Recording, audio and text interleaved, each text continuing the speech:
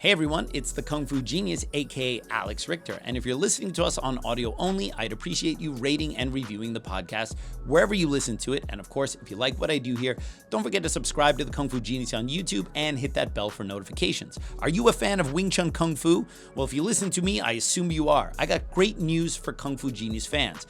Right now, you can get an all-access 1-month free trial subscription to Wing Chun Illustrated magazine. Yes, I said free.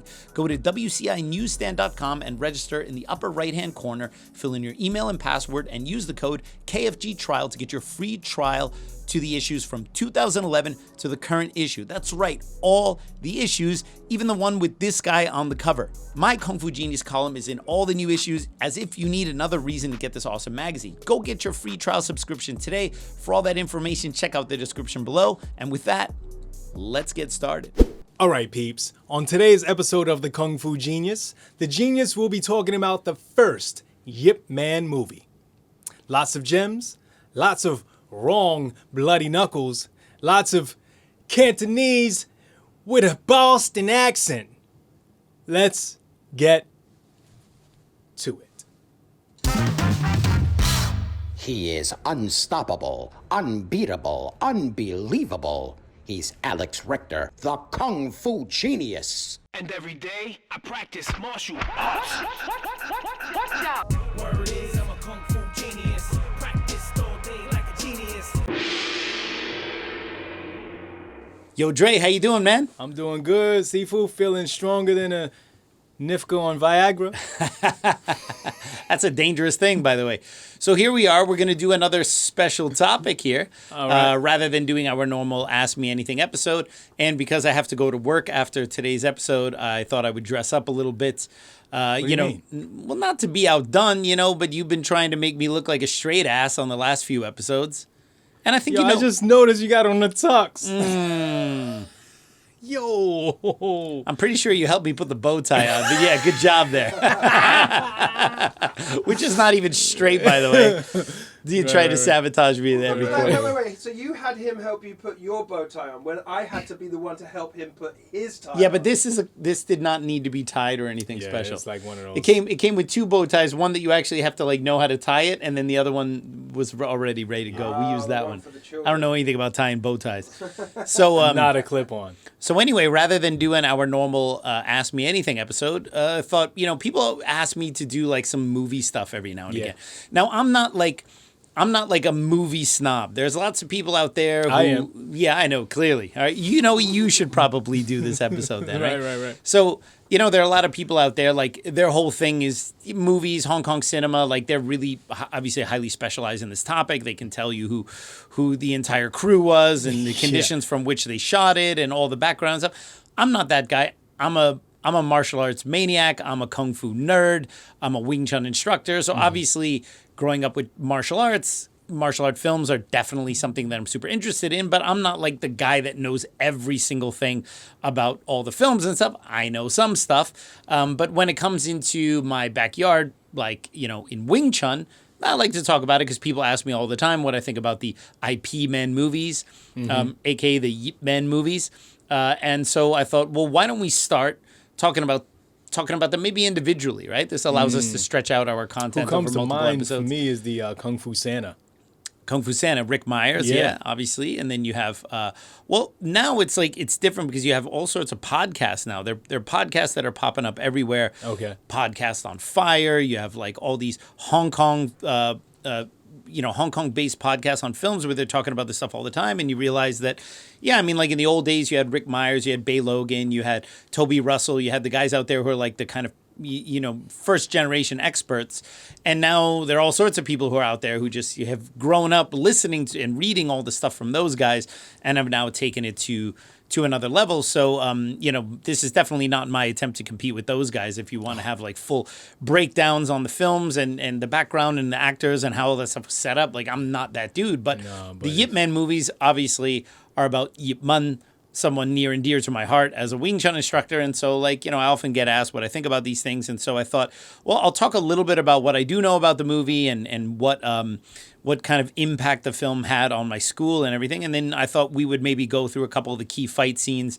and I'd maybe offer my commentary as a Wing Chun instructor, and we could kind of talk about it and see how it kind of stacks up. All right. Can I join you in his commentary, then? Well, I wouldn't be talking to myself, so Right, for sure. Right. So, with the Yip Man movies, obviously now they did the finale, which was Yip Man 4. My feelings on the Yip Man franchise are, I haven't hid them on this podcast. Right. I think the first Yip Man movie is great. I think it's a good film. It's got good action. It doesn't bother me that much that it takes a lot of creative license with the actual story of Yip Man, which I can get into. My issue really comes from Yip Man 2 through 4, where that's just kind of like where I think all 3 of those sequels kind of jumped the shark in terms of the story, right? I know a lot of people like the second Yip Man movie because it takes place in Hong Kong, and it essentially tells the one part of the story that we really do know anything about. Yip Man's life before 1949, before he came from China to Hong Kong, is really a big kind of dark box of like kind of, we know a few things, we know some broad strokes about his wife, and we know some stuff from what his sons have talked about, and a little bit about what he divulged to his students over time. But there are no photos of Grandmaster Yip Man, to my knowledge, before he came to Hong Kong in 1949. So you don't find photos of him in China or in Fatsan. Now, what they may exist and they've never come to light, or they may simply not exist. We don't know. But we really don't know anything about Yip Man until 1949. I mean, nothing for sure where we can actually say, okay, this is what he did and this is where he was. So it's interesting that the first movie, which essentially tells Yip Man's story prior to coming to Hong Kong, which is the part of his story that we know the least about, happens to be the one part of the franchise that I like the most. All right. Because when we get to the portion of his life in movies 2, 3, and 4 that we do actually have a record of, that goes the most off the rails in terms of having anything to do with his life. Now, I understand, before people kind of attacked me on this, like, well, these things are movies and they're supposed to make money. I understand. No one ever accused the Yip Man makers of making a documentary film. I get it, all right? My issue is that you can actually look at Yip Man's real life, of which he had a lot of struggles and he had a lot of very interesting story beats, to use that kind of script writing language, that could be expanded upon, that you don't need to make shit up. Oh, right. To the extreme that they went to. I mean, Yip Man 2 was just like a bad Rocky movie with the twister, the Westerner that he had to fight at the end in the ring, and Yip Man 3 with Mike Tyson. Well, he played a legit character. Yeah, Tyson. there were a lot of wealthy Legit. African American landowners in Hong Kong in the 60s. Very for real. specific tattoos on them. With very specific tattoos on their faces, right? Yeah, I heard that was legit. Like, if Mike Tyson wasn't Mike Tyson, all right? He never became this famous boxer, but obviously he exists. He has the same tattoo on his face. He shows up in Hong Kong. Now, in 2021, everyone would look at this guy with this face tattoo walking down and go like, oh my God, look at this guy in Hong Kong, right? Yeah. Because he would be such an oddity. Put that guy in the 60s in Hong Kong and everyone would be losing their minds, okay? So, I mean, every time I've brought, I bring students of mine to Hong Kong, like not multiple times, but students of mine who are black to Hong Kong, and like we're just on the subway and like they just get stared at. Yeah. Like, it's like, what is that, right? That's what happens to me. Yeah, and uncomfortably so, Right, to the right. point where I sometimes have to say something like, like, it's going to cost you money if you keep staring. You know what I Say it mean? Like, in Cantonese? yeah, well, the weird thing is sometimes even I get stared at, and I'm like, first of all, there are plenty of white dudes in Hong Kong, plenty of foreigners. Yeah. But sometimes, like, it's a Chinese cultural thing. Like, if they find something interesting or unique about you, they'll just kind of stare at you, all right? In a way that if that happened in New York, you would expect to get punched in the face in about 5 seconds if you stared at someone that long on the subway. Yeah, you're on today, even this morning, I was on my phone and I'm doing my Spanish, right? Uh-huh. And I was like looking across and I happened to be looking at someone, but I wasn't like paying any attention. Zoned out, I was zoned out staring, doing my yeah. Spanish. And like she looked at me. She had a Chinese girl with a mask on. She looked at me and she gave me this look. And then I was like, oh, geez, sorry, right? Meanwhile, in Hong Kong, you know, if you sit there, it's like perfectly normal to get stared at like this, you know? So you have to learn a couple lines. Like if you want to stare at the guai you got to pay money. That'll get them to stop staring immediately. All right. So you have to have like a couple throwaway lines ready to go. Right. So it's literally they don't want to pay money, so they look away. Stare at the guai Yeah. You need to pay money. You need to right. pay. And then, you know, they get embarrassed because you say it in their language. Right. And it's like you catch them. Right. So anyway, so Yip Man 2, I also thought the choreography took a nosedive in the sequels. The choreography of the first Yip Man movie, in my opinion, is the most solid of the bunch. With one small exception, in Yip Man 3, his nemesis, you know, played by Max Zhang, who's like a rival Wing Chun guy or whatever. I actually felt that Max Zhang's Wing Chun in Yip Man 3 was way better than Donnie Yen's. And I felt that he actually outshined Donnie as a Wing Chun practitioner in that film. And so it was kind of weird that he was like the bad guy, and I thought his Wing Chun actually looked way tighter than Donnie's, right? Donnie's Wing Chun seemed to get looser and sloppier the more money he made with each coming sequel. He seemed to give less a crap because it was just like, this is just printing money at this point for him, right? Yeah. But it definitely seems like in the first movie, he still really gave a crap. So that's why I figured what better place to start than with the first Yip Man movie. Now, I've been around long enough to remember that they had actually been talking about making a Yip Man movie for a while before they even made it. The first Yip Man, so the Donnie Yen Yip Man 1 came out in 2008, came out like the end of 2008. And I remember for a few years on some of the websites they had talked about doing it, and Wong Kar-wai, who eventually made his movie The Grandmaster, he had actually talked about making it before the Donnie Yen one. And but Wong Kar-wai, he's an art house director, and he notoriously takes like a very long time to do things. So he had talked about it for a while and talked, but never really got around to doing it. And I believe Tony Leung already had taken one or two lessons with Yip Chun. Which was more of a photo op to say, oh, he's going to play Yip Man. But that was way back in maybe 2003, 2004. There were already photos of Tony Leung, you know, doing some Wing Chun or standing next to Yip Chun at the Wing Chun Athletic Association. But Wong Kar-wai, you know, is famously kind of very slow in his process. And so eventually, from what I understood, they just decided, Donnie and Sammo and Raymond Wong, the producer, they were like, let's make this Yip Man movie, right? So they weren't going to wait for Wong Kar-wai to do his. They were going to go and make theirs. And they originally, I think, wanted to use the title Yat Doi Zhong Si Yip Man, which is Yat Doi Zhong Si, literally means, it can mean Grandmaster loosely, and it's actually the title of Wong Kar-wai's film. Yat Doi means one generation. Zhong Si means so it means like the Grandmaster of a generation, and it's an honorific title pretty much for any Grandmaster. But they called theirs like Yat Doi Zhong Si Yip Man, and Wong Kar-wai's movie was Yat Doi Zhong Si. And so they just added the Yip Man there, and Wong Kar-wai got pissed. And he threatened litigation and threatened to sue them. And that's when they just changed it to Yip Man. But they were basically, not only did they kind of like go over his head, I mean, it's a competing film company, it doesn't really matter, but they decided he wants to make the movie, he's taking his time, we're going to go make it. But they were like, hold my beer, let's just take his title or for his movie. And then Wong Kar-wai squawked about that. And then they basically that's when they had to change it to Yip Man only, right? And so that was like kind of some of this. But even before Wong Kar-wai wanted to make his Yip Man movie, which from what I remember, maybe early 2000s, 2003, I remember reading some stuff about it online. There was a short-lived film company in the 90s called Cinemagic. Okay. And they had only made one or two movies that had kind of flopped, and that's why that company's not around anymore. Cool title, though. It is a cool title. Name. Cinemagic. So they were already proposing to make a Yip Man movie back then. This is maybe 1997. Oh. And originally, they wanted to make a Yip Man movie. The Dragon Part 2.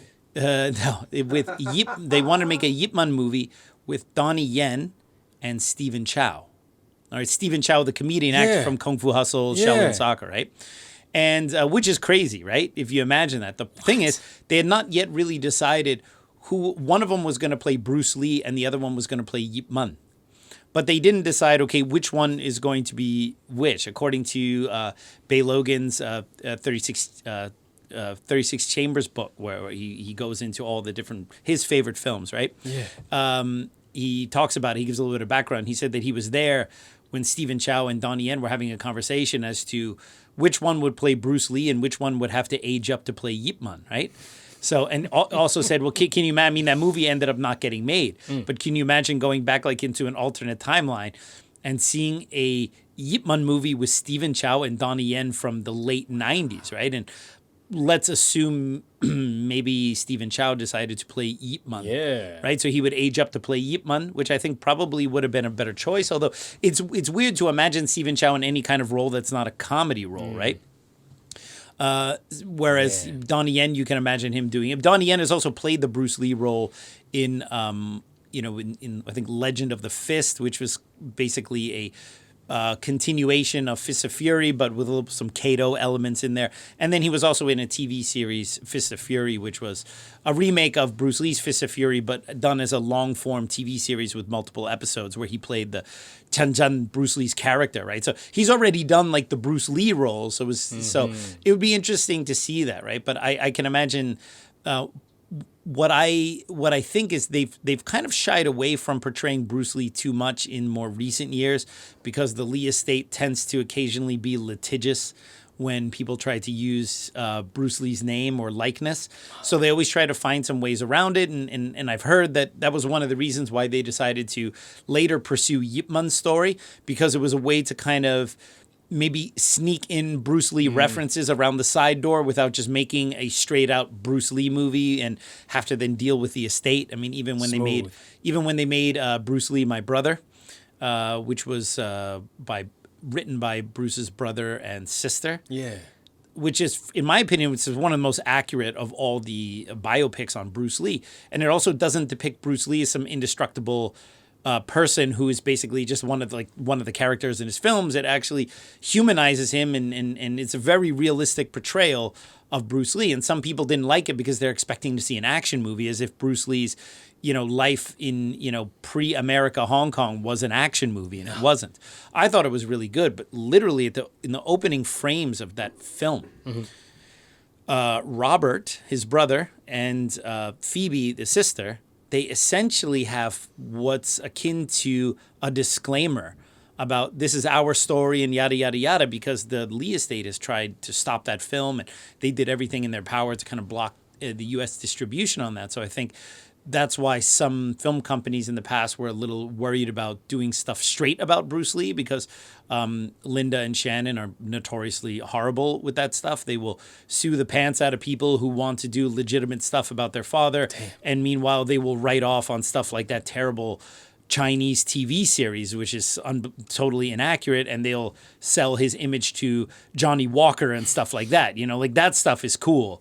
Yeah. But like his brother and sister wanting to make an honest film about his life, they're going to put pressure on that, right? So it just seems a bit, the Lee estate can be very disingenuous in terms of what they decide to do and pursue and not pursue and so on. So anyway, yeah, in the late 90s, there was this proposed Donnie Yen, Stephen Chow Yip Man movie, which would have been super. Yeah, would have been super interesting. I mean, which one would have played which characters? Where would that have gone, right? So eventually, Raymond Wong, as a producer, he decided, okay, he wants to pursue this Yip Man movie.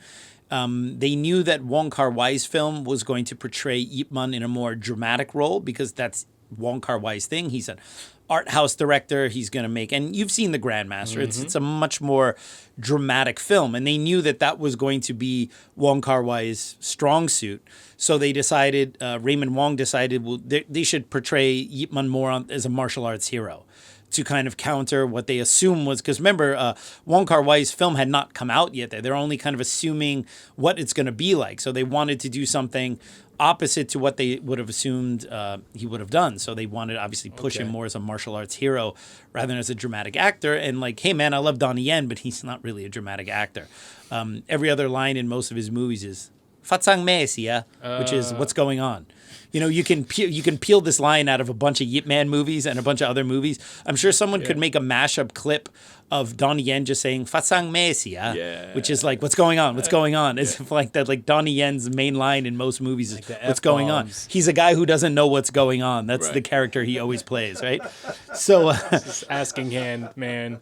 yeah, exactly, right? So so eventually they do it, and again, I think the first Yip Man movie, because it was a bit of a labor of love, they wanted to make this movie about Yip Man, and you have obviously Sammo Hung's choreography, and they had other consultants on there as well, Sin Guot Lam and some other Wing Chun related people through Yip Chun, the son, who are helping with the choreography and stuff, and going through some great pains to make it authentic. And you have a few fight scenes in that film. There's a bunch of little skirmishes here and there, whatever. But for me, the ones that kind of stand out are like the first fight scene where that other master, Liu Sifu, comes over to kind of challenge him, and they have a friendly challenge. And he's like, oh, before we have the challenge, why don't you sit down and eat? And Liu Sifu's there eating with his family, basically waiting for the challenge. And then they, oh, by the way, spoiler alert. Do I need to say spoiler alert on this old-ass movie? I don't know how these, I don't know what the rules of the internet are on these things, all right? You should Actually, always say spoiler alert. Yes. People still say spoiler alert about like, Star Wars. A New Hope, yeah. Yeah. Okay, Look, so... I'm a little confused because you keep saying Yip Man when I believe the name of the movie is IP Man. Yeah, so for me, Yip Man is the real-life martial arts instructor who taught Wing Chun to people like Bruce Lee and Wong Sun Leung and all these people, So it's right? not IP Man.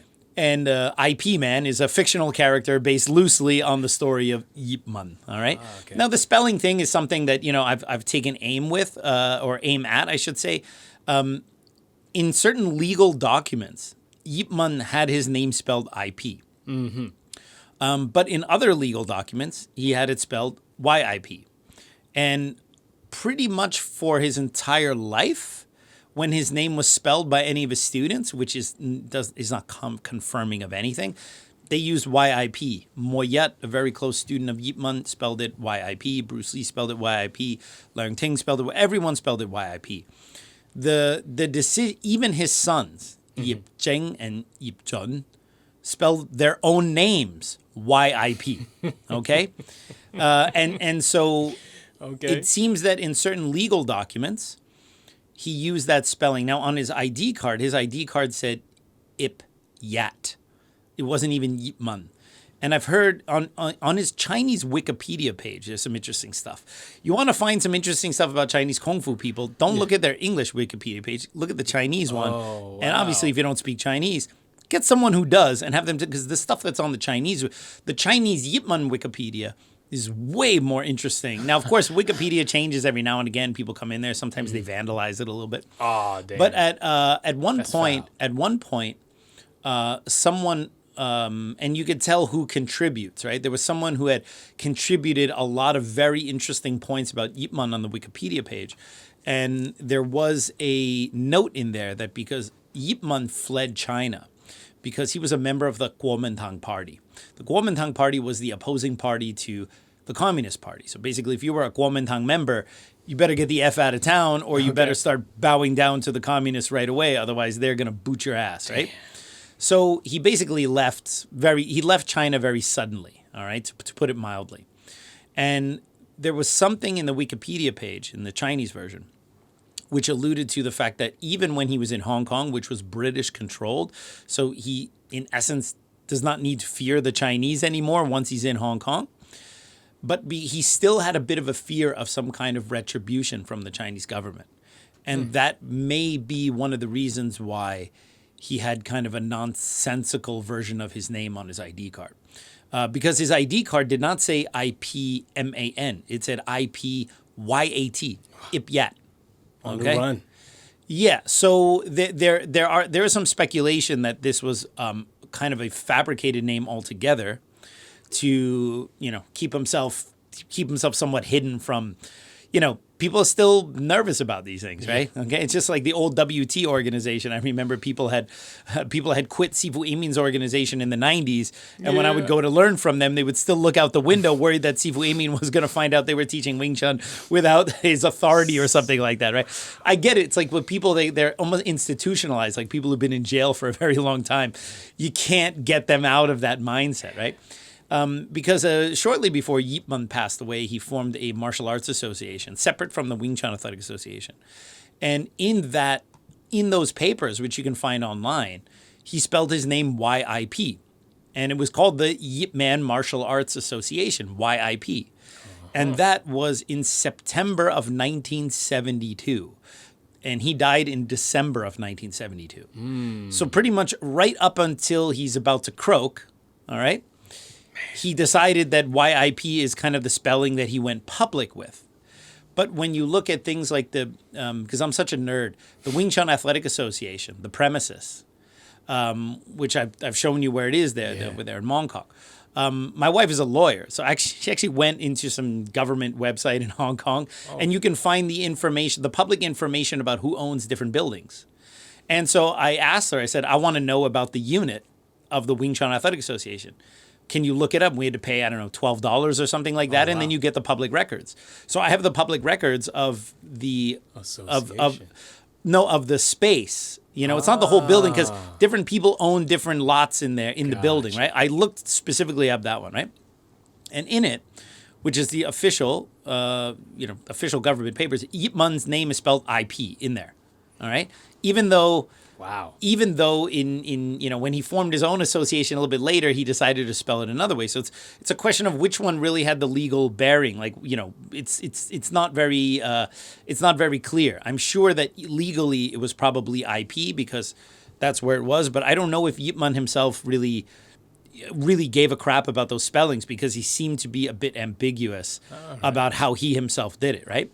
So, and Tang Sang's name is also on there, which is interesting because Tang Sang was basically one of the guys who fronted the money for that because he had the money. Later, when Tang Sang was under investigation, there was basically a lien put on the premises, and all of that is in the public record. When Tang Sang was under investigation in 76, it's like there's a kind of a lien on that property, and it says, so I have all I'm such a nerd, I have all that stuff, right? So that's why I saw Yip Man's name spelled that way there, but it's for me, obviously everyone is now spelling it IP Man because that's how they use it in the film. And every time I write an article for Wing Chun Illustrated magazine, I send it YIP and the guy corrects it IP, right? Because there's a proofreader at Wing Chun Illustrated magazine. So much so at the point now that when I write these articles, I just write it IP Man because I know they're going to change it, right? Even though for me it's kind of like I don't know, and for me. Phonetizations matter. I mean, it's pronounced yip, yip. It's not a hard Y. It's not yip, but it's not ip. Okay, it's yip, yip. Sixth tone, lowest tone, yip. All right, there's a Y sound in there. Okay. And the number of people who've walked into my school and said, I love IP, man. All right, and I've said it before on the podcast, and I think people don't realize how bizarre this is. I've literally had people walk into my school, see the photo of Yip Man on the wall, and say, oh, I saw the movie about Yip Man called IP Man.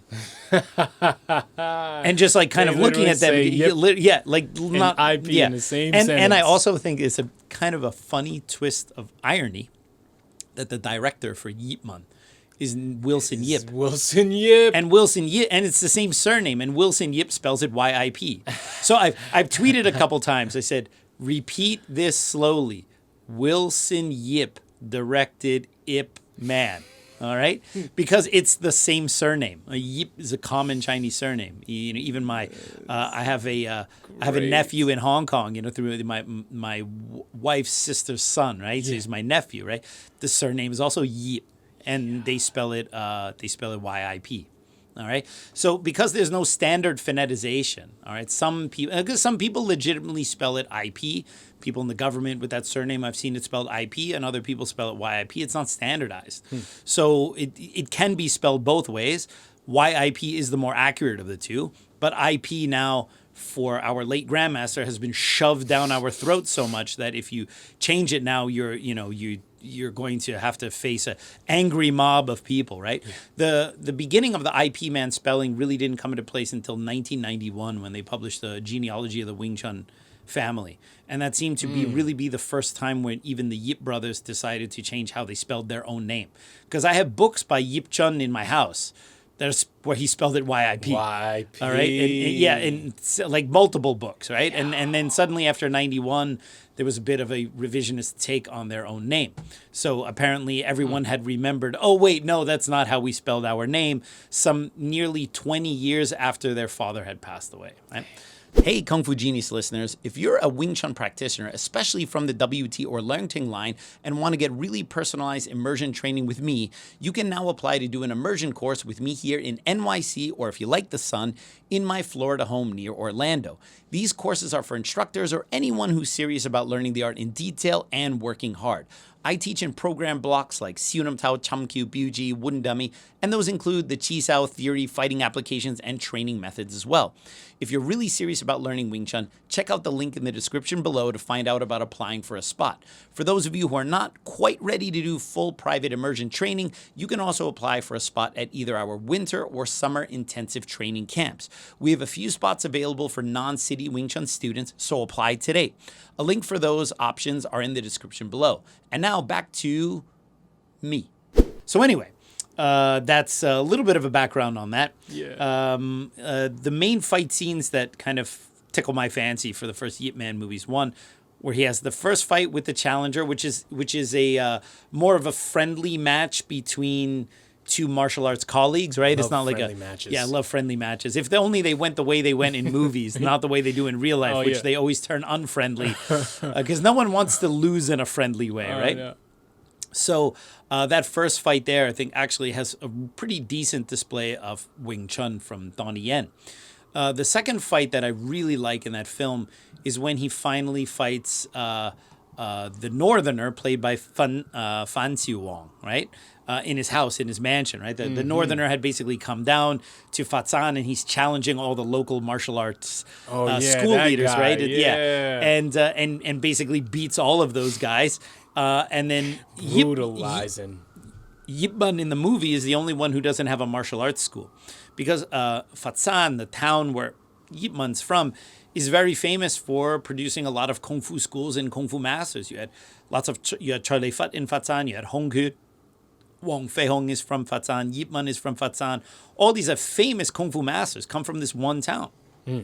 And so it could be, I don't know whether the challenge part is historically accurate, but the fact that you would have come to Fatsan at that time and seen multiple martial arts schools, I don't know how open and how public they were, but they should technically at that time be multiple martial arts schools of different styles. They may be a little bit more private, the schools, than the film made it seem like more like public schools.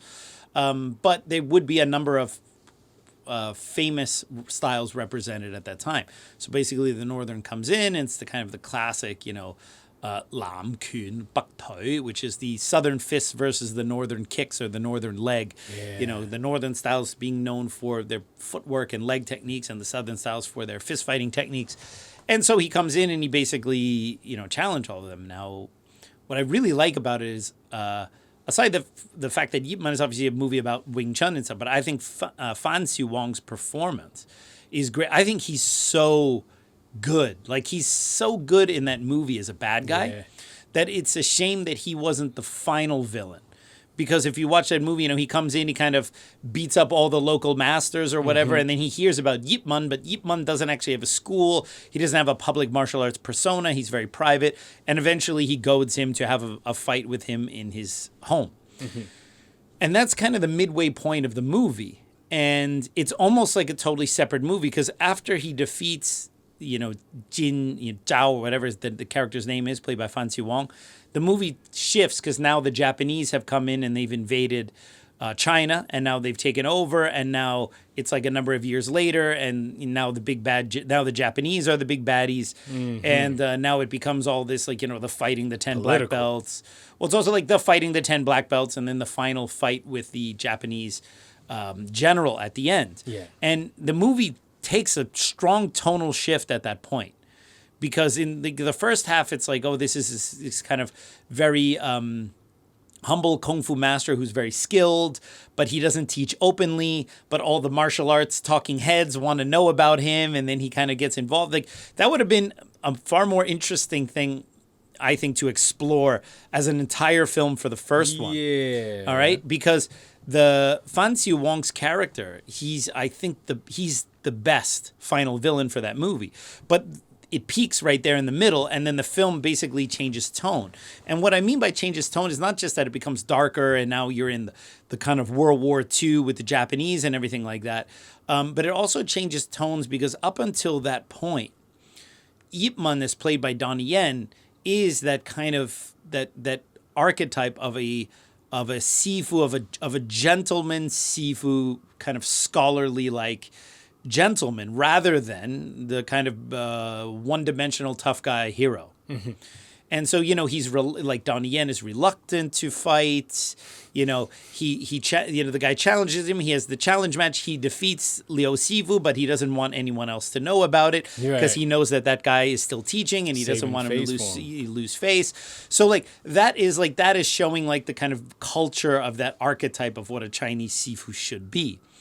And then in that midway point after that fight, because even at the very end of the fight with Fan Xiu Wong, which is such a great fight, it's done so well, the choreography is so good. It's a shame that they didn't change the story a little bit and make that the final fight, because it would have been way better.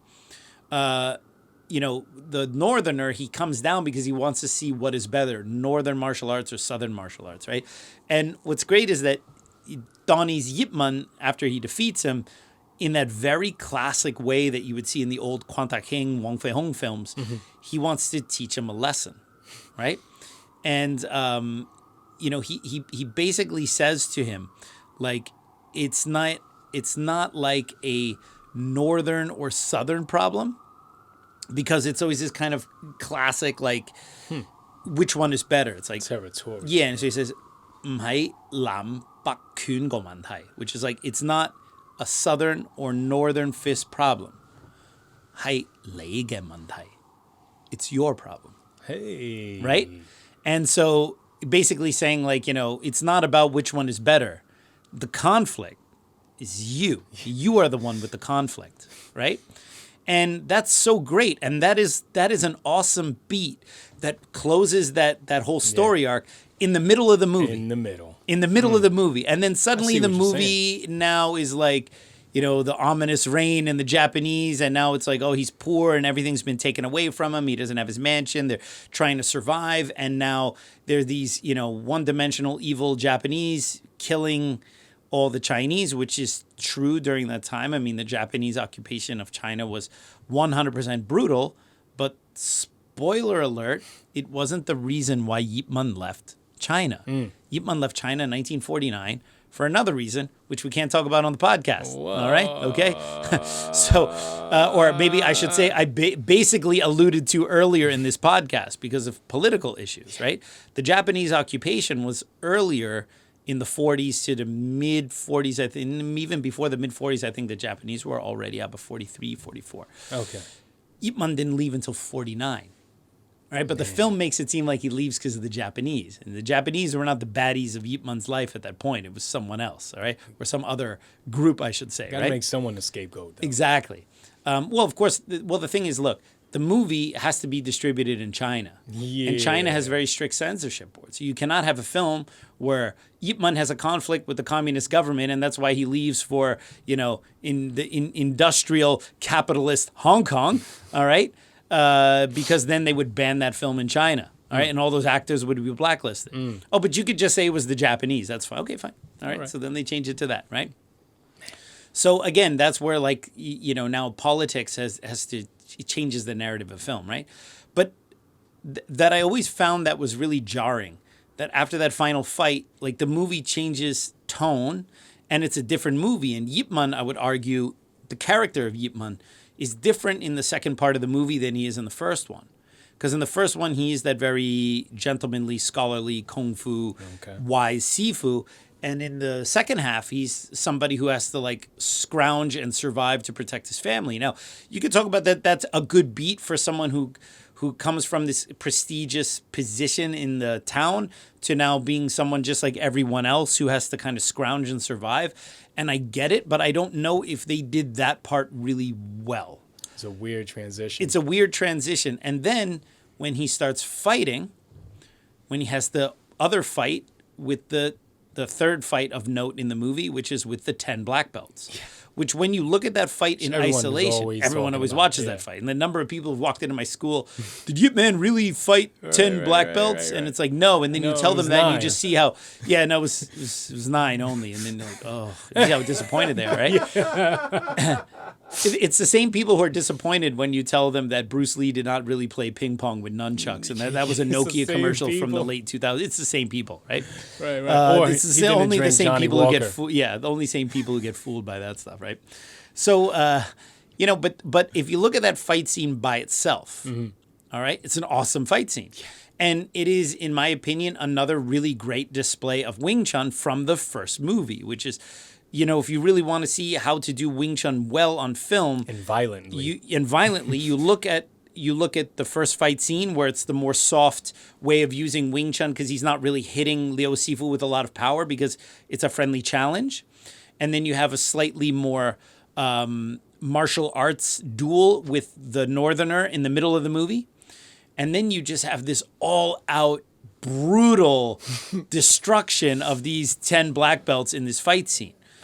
The problem is it's a great fight scene, and it's definitely one of the crowning achievements of that movie in terms of choreography. Yeah. But you are now this is an older man who's now been beaten down from, the Poverty. Japanese occupation or whatever, and he fights like an effing superhero. Okay? And so I just found it's just fed up. It's so over the top. Like even just the idea that anyone could fight 10 people and survive. But I just find that it's story beat wise, it's off-putting because Yip Man is supposed to be older, and here's the elephant in the room: Donnie Yen doesn't even bother to shave his head to look like Yip Man. No. And basically Donnie Yen is just Donnie Yen wearing a Charong Sam. And he's like, okay, I'm Yip Man now.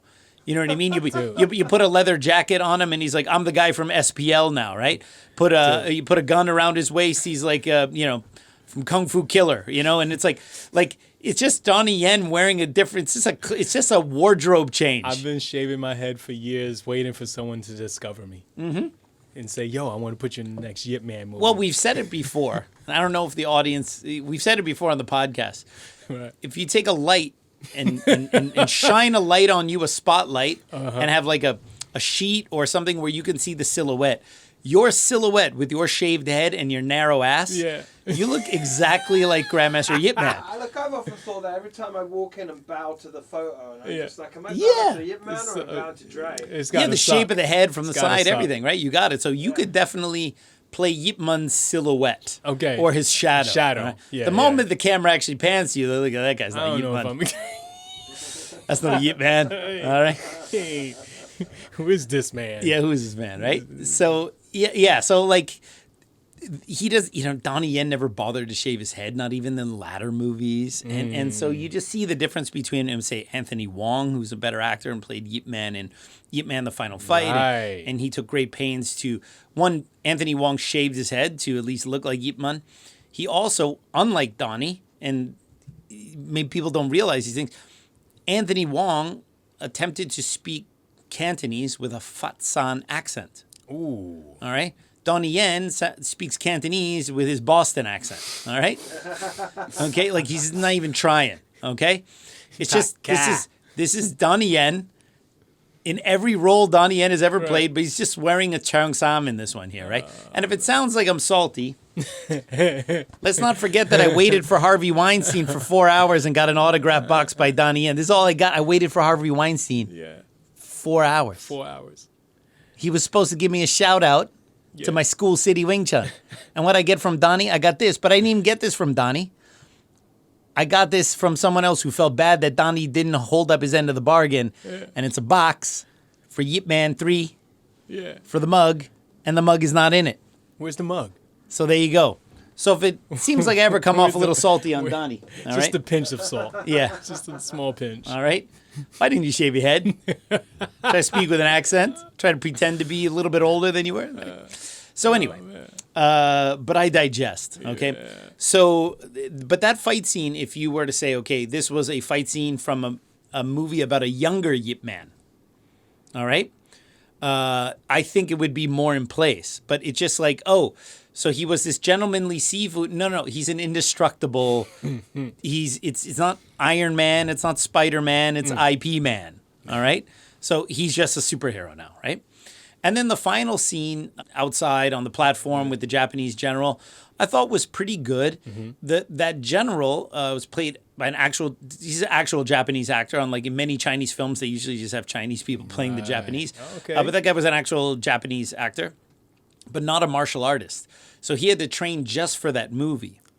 And so Sammo put him on like a hardcore regimen of like stretching and kicking and doing martial arts. So they had to choreograph him to make it look like he was some kind of Japanese karate master. And when I first saw the movie, I thought, oh, that guy did a pretty good job, because when you have a good choreographer who knows how to make people look good, even who don't really know martial arts, and you know how to cheat it with camera angles and everything like that, you can make Keanu Reeves look like he knows martial arts in the first Matrix, right? Exactly. But when I later found out that guy was not a martial artist, and then I went back and watched it again, I was like, oh, okay, I see it now. Sammo touch. The film has the Sammo touch. That's why it works. But then Fan Xi Wong in the middle of the movie, he is a martial artist.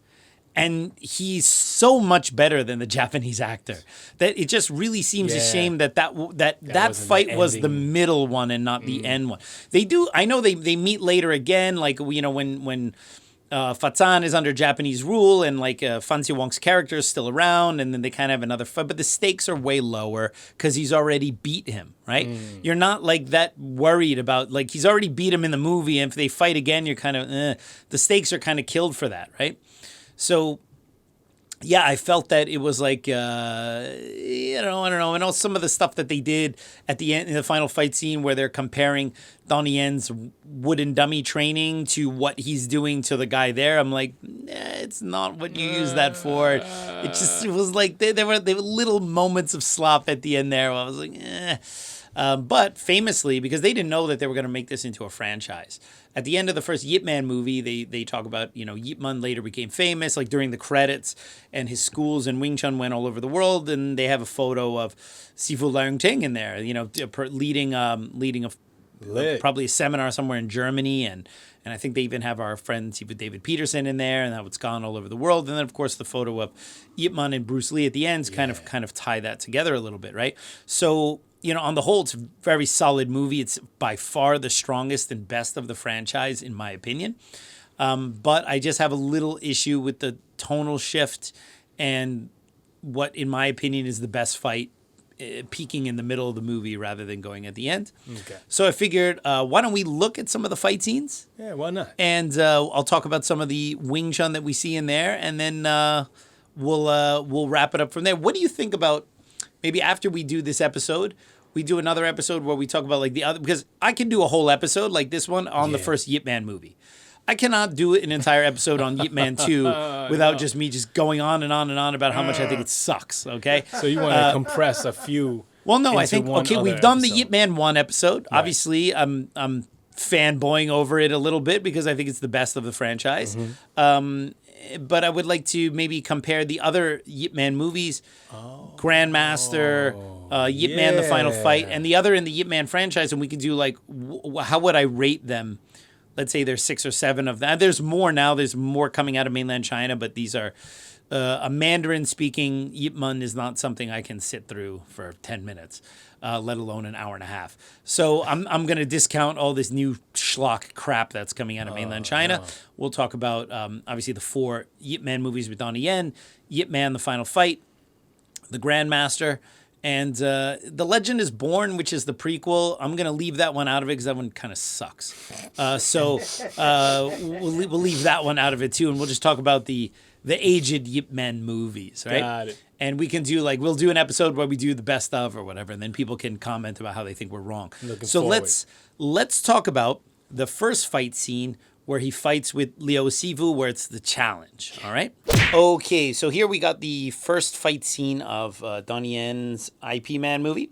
And this is when the Master Liu, comes in basically to challenge him. And it's a more of a friendly comparison. So it's not like a death duel or anything like that. And let's go ahead and take a look at that here.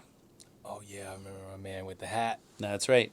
Looking This guy had actually learned the actor had actually learned some Wing Chun from Sifu Leungtang. All right, here we go. Look, he's got the Phoenix Eye Fist. And Donnie Yen inexplicably starting with the Siunam Tao form with his thumb sticking out. Every fight should start like that. Though. Yeah, I know.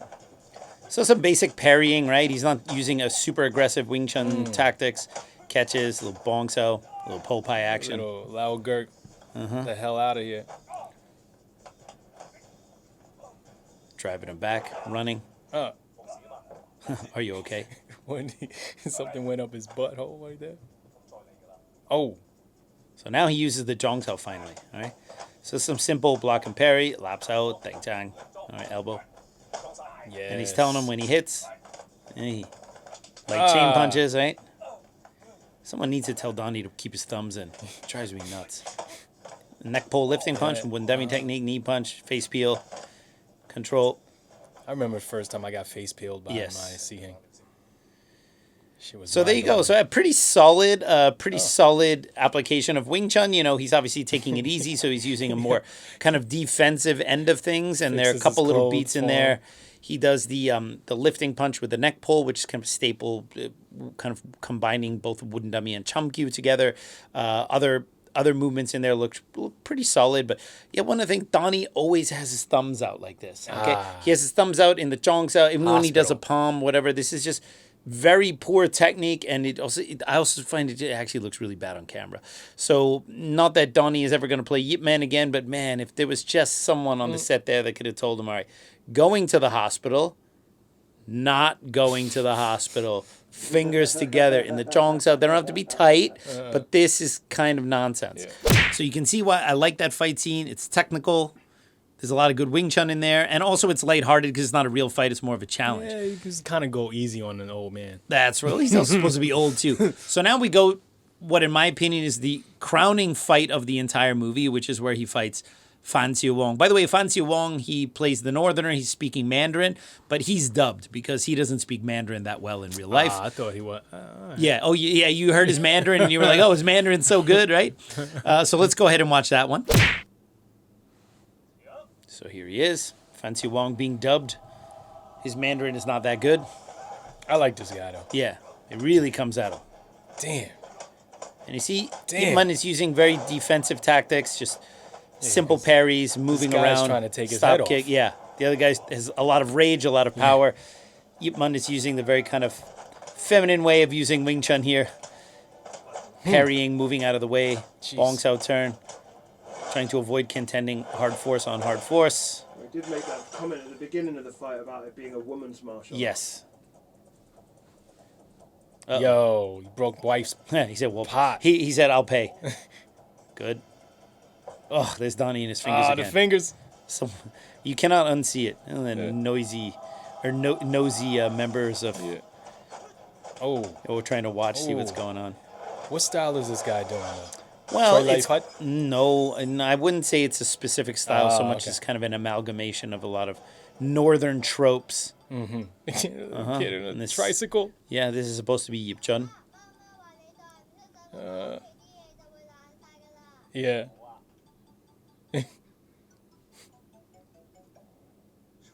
Little brat. Ah! You don't be talking about my son like that. Exactly. Yeah. But basically he's saying, like, if you fight too long, everything's going to be broken, so you have to just defeat him a little more quickly. Ooh. A little bit of wire work. Ooh. But the stakes of this fight feel a lot more real compared to anything that had come in the film up to this point. It was kind of a strange way to do the elbow strikes right now. But they want to make it look very clear like Wing Chun. That footwork there. I don't know why he's constantly going back to this Sao Kun with the Zhong Sao, right? And why he's hitting him in the chest. It should be in the face. Oh, now he's awake. No, I'm okay, man. I'm okay. This is sort of a friendly battle, no? That's why he hit him in the chest. Yeah, but Yip Man is not trying to maim this guy. He's also in his house, right? But when the sword comes out, it's kind of like, all right, now it's real. Oh, now it's also, on. what kind of nonsense is that you're going to attack someone who's unarmed with a sword? But would have been a great opportunity for them to showcase some of the Wing Chun weapons at this point, instead of just, let's just show how badass he is, that he doesn't need, you can give him a feather duster. Yo, eating feathers, bro.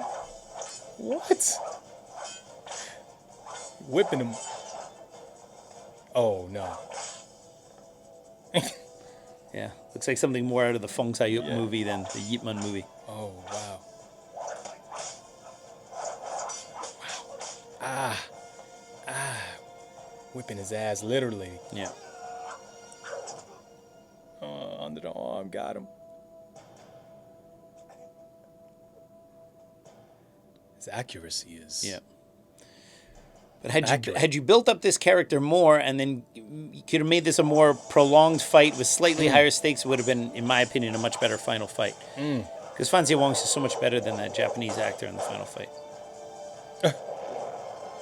Oh. No. Right in the Sifat.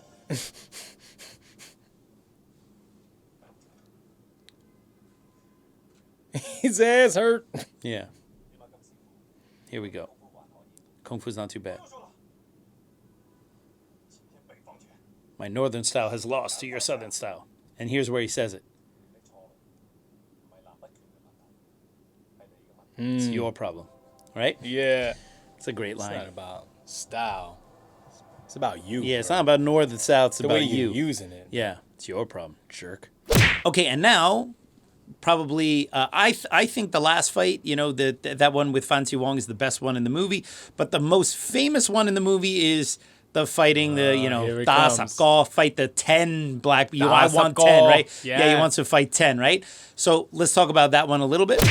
Okay, so now we go to the most iconic fight scene, which is the I want 10. All right. 我要打10個. I want to fight 10. There we go. Are you crazy? Are you crazy? No, I am not crazy. I am a superhero. Didn't you see the first half of this movie? No, wait. No, I am a superhero now. He's like, what? Crazy motherfucker. Yeah. He wants a lot of rice, that's why. There's always some mousy dude that you can't stand, some sidekick. Yes. That's the same one from Chinese Connection. The fact that you called it Chinese Connection says everything. That's what I know. Man. But you see, like, for the aged Yip Man, this is like a bit of a stretch. But had this been like a flashback or something like that? If they would have put this earlier in the movie and then flipped that northerner, the N. Oh, yeah, the potato. That's a potato, right? I think so. Yeah. Oh, a piece of bread. I can never figure out what that was. It's some kind of carbohydrate. He's got a high carb diet. He's on the carbs, bro. You need to cut back on the carbs. Oh, man. Oh, no. Be easy on him, Yip. No.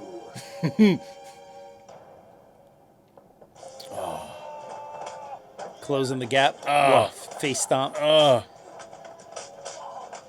love face stomping dudes. I see it, like framing. Very similar to the headlock defense, yeah. Woo! Here we go. Chain kicks. Ouch. Ouch. All right, straight punch. Moving out of the way. Yes, I mean, some solid, decent Wing Chun sweeps. He's spending too much time chain punching this guy. You got to pay attention to the other people there. He stomped the other guy, which is a better tactic when you have multiple attackers. And spend so much time chain punching one person while everyone else waits for you. It's pretty solid. Damn, face peel of death right there. Yeah. Downward.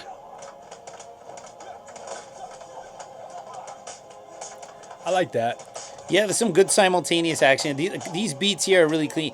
They actually, that's the same choreography he used for Leo Sifu at the beginning. They kind of almost went beat for beat on that. This here, I don't like his stance, kind of crotch first in front of the guy. It's a little unstable. He should have done a guaisat or a kneeling knee to control the guy on the way down. This guy's like, oh man. He saw what happened to everyone else. Yeah, he saw what happened else. Nah, I mean, should I or shouldn't I? It was solid. This here's a little fun. Oh, no. And then, of course, they have to show, why do we have that funny stance in Wing Chun?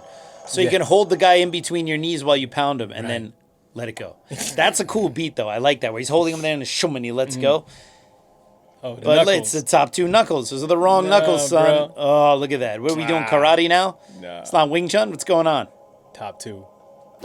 And also a little gripe about after that scene. When you look at his fists after he's beaten all of them, the middle two knuckles are the ones that are bloody.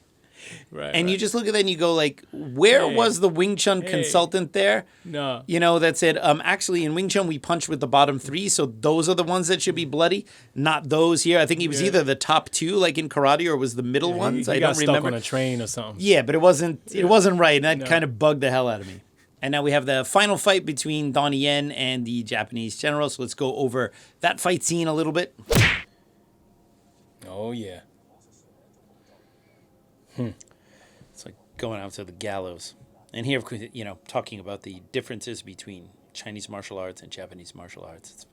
You need to have this nationalistic stuff in there for these films to sell in China. This is what the Japanese never understood. You don't deserve to learn Chinese martial arts. Wow, he got up like a G. Like a G, yeah. On your toes. Yeah. And now that you know this guy's not a martial artist, you'll see it a little bit more in the choreography. Okay. Let's see.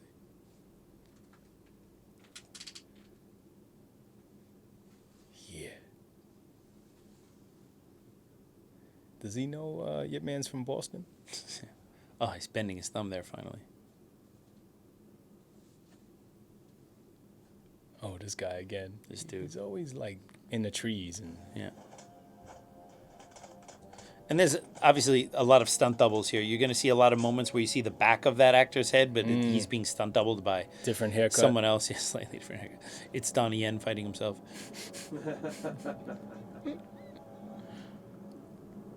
Uh-oh. Cuff. Let me put my cuffs on, bro.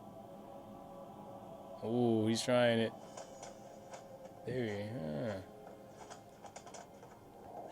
Hey, this is the... Yeah. Oh.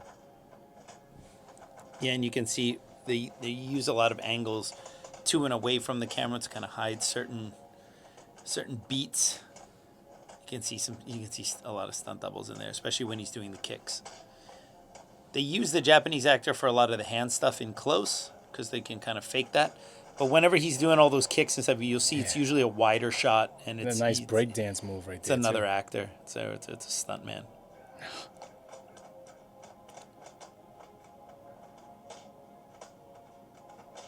Oh. Chun Sao. Yeah, it's a weird traditional Wing Chun leg grab. So a lot of the same beats from the 10 karate guys fight, but of course this general has a easier time countering some of these things. It's the traditional Wing Chun spin kick. Joking. Yay. People joking. Yeah, joking. They don't have spin kick and Oh, wifey's coming. Yeah, she was there for all of Front his fights. thrust. Okay. See, and now he does beat straight out of the dummy, and then they have to have the flashback to the dummy. And though this is literally not at all what that movement in the dummy is for, but you know. Here the dummy's not a representation of the person. Here the person is a representation of the dummy. This is unfortunately how many people... There's a little Paijang action. Right? Hey. There you go. Choke. He didn't get to use the bill. The Bill G. The Bill Genius. Ow. He put the bill away on him. And there you go. Whoa. And you're done, son. And then, of course, what does he do? He gets shot for his efforts. Yeah. Yeah, so I found those kind of a fun selection of fights. Oh, man.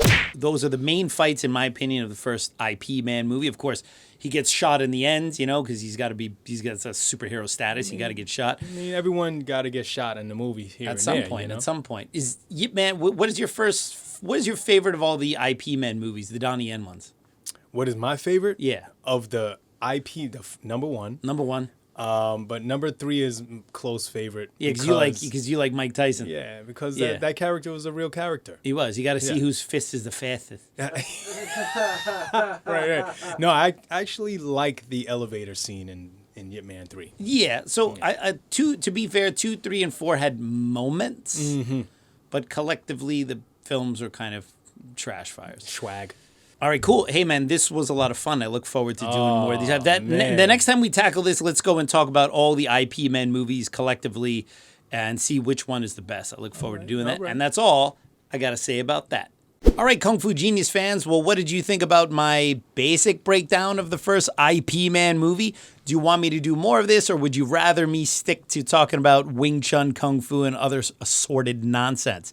Let me know in the comments below. And as always, I'll see you guys next time. Word is I'm a kung fu genius. Technique speaks for me, not lineage. Forget Jet Li, cause I'm the one. Many call me seafood, but to you I'm Seagung, and I produce masters. You surpassed us, your kung fu stiffer than corpse and caskets. City Wing Chun is the house I built. Violate the gate and your blood gets spilt. Alex Richter, always the victor.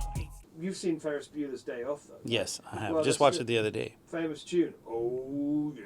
Oh, that's by Yellow, right? Uh-huh. And, so you're basically a skinnier version of Dieter Mayer. Dieter Mayer? And, Dre, you're kind of a really skinny version of Boris Blank. Well, thank you, Mikey. Yeah, you're welcome. You should take it as a compliment. Coming from you. Okay, so let's take a look at the very first... I'm ready. This guy. I'm ready. All right, let's get started. Takes his headphones off. I couldn't. Sweet jacked up. Mary Jesus. Okay. Holy shit. It's not bad. It's not bad. Not bad at all. Not bad at all. Oh, thank you. Good job, man. Oh, thank you. You always do better in that outfit. Oh.